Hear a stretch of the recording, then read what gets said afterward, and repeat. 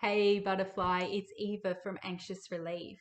And today I want to answer a question which I'm asked so often, and I'm really happy to have the opportunity to answer it and do a video on it.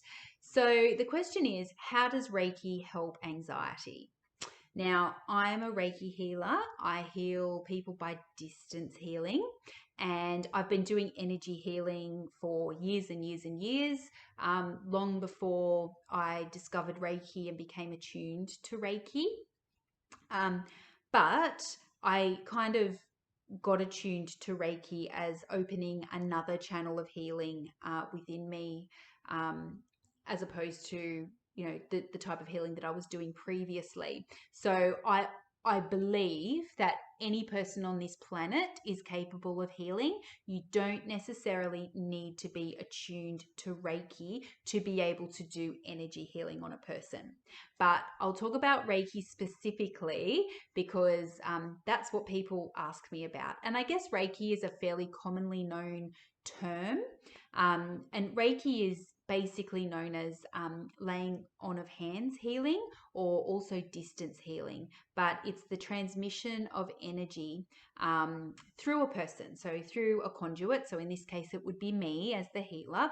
The energy doesn't come from me, the energy comes from heaven or the universe, or whatever you want to call it. It's that divine power station that's powering everything, that's powering the energy in everything on this planet. So it comes from me and it goes through to my client, whether that be in person or through distance. Now, if you want to do healing on yourself, you absolutely can, and you just do it by feeling the energy between your hands, rubbing your hands together and then bringing your palms apart, feeling that energy, that heat or that pull or that tingle. Um, People describe it in lots of different ways, and then putting your hands wherever they need to go, wherever you might be experiencing discomfort, or wherever you might need help or might need that energy. You definitely can heal yourself. But the thing to remember is that that energy doesn't come from you, it comes from source or heaven or the universe, whatever you want to call it. Let's call it source.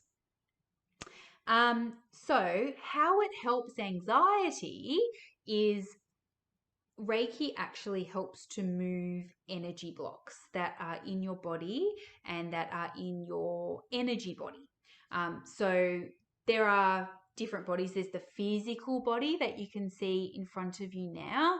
There's the emotional body. So sometimes you might find that when you have anxiety, you have a tummy ache, or you have a headache, or your heart's beating really fast. That's your emotional body. You have an energy body as well, and you have a spiritual body, which it's all makes up you. But I guess the point that I want to drive home is it's not just the physical body that you see.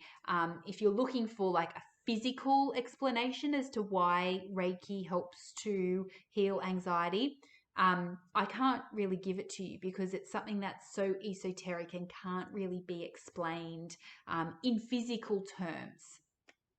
That being said, there is like the scientific proof that, when you're under a high powered microscope, we're all just vibrating particles of matter producing heat and light. And it makes sense that the heat and light from me transferring into the heat and light of you would create a chemical reaction, which would result in healing or result in movement of the energy blocks at least. So I guess that's kind of a physical explanation of what Reiki does, but I like to focus on the energetic because that is definitely where the magic really happens.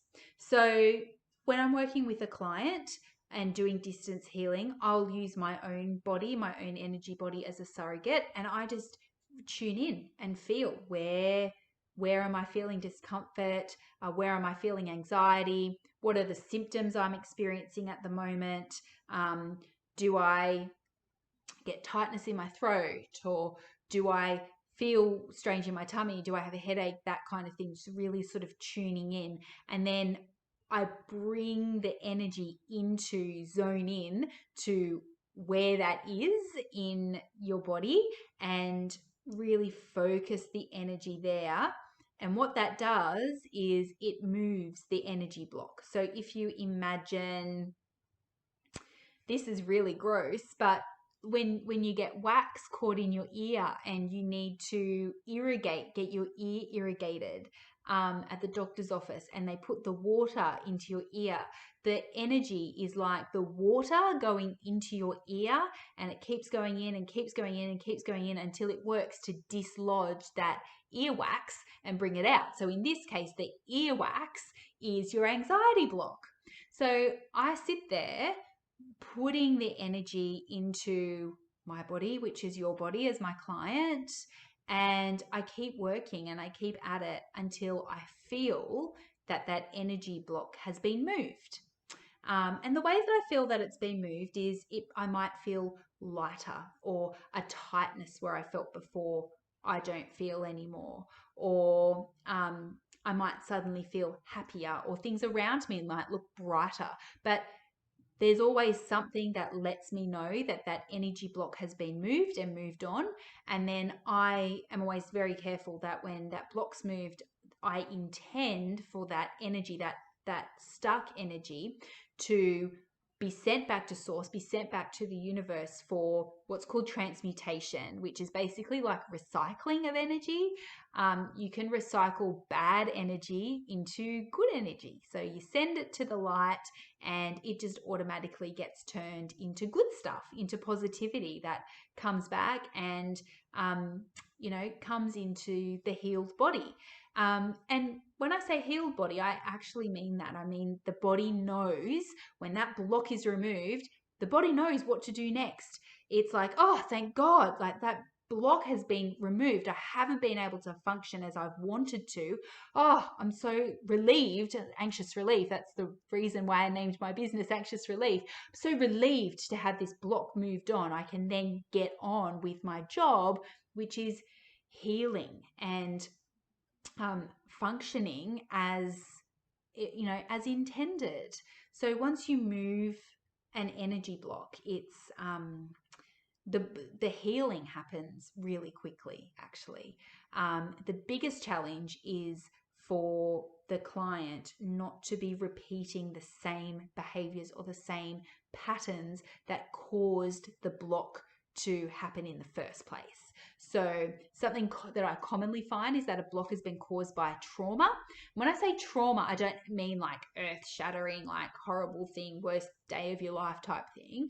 I mean little things that happen. So, stubbing your toe is a big one. Like people stub their toe and then they hold on to that energy and it wrecks their day, and next thing it's turned into like a chronic anxiety block, and it's from something as little as like stubbing your toe one morning when you've been in a rush and you've been late for work and that kind of thing.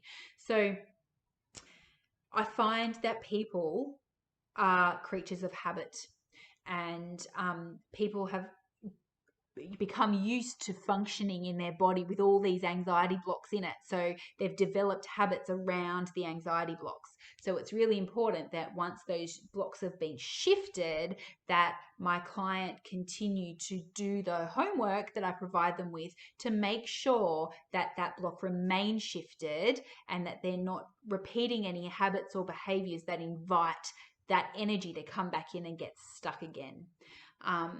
So it's super effective when healing happens in a partnership, and when I do the reiki energy and I put that into a person, and then the person takes responsibility and does the follow-up work to make sure that the energy block is permanently removed.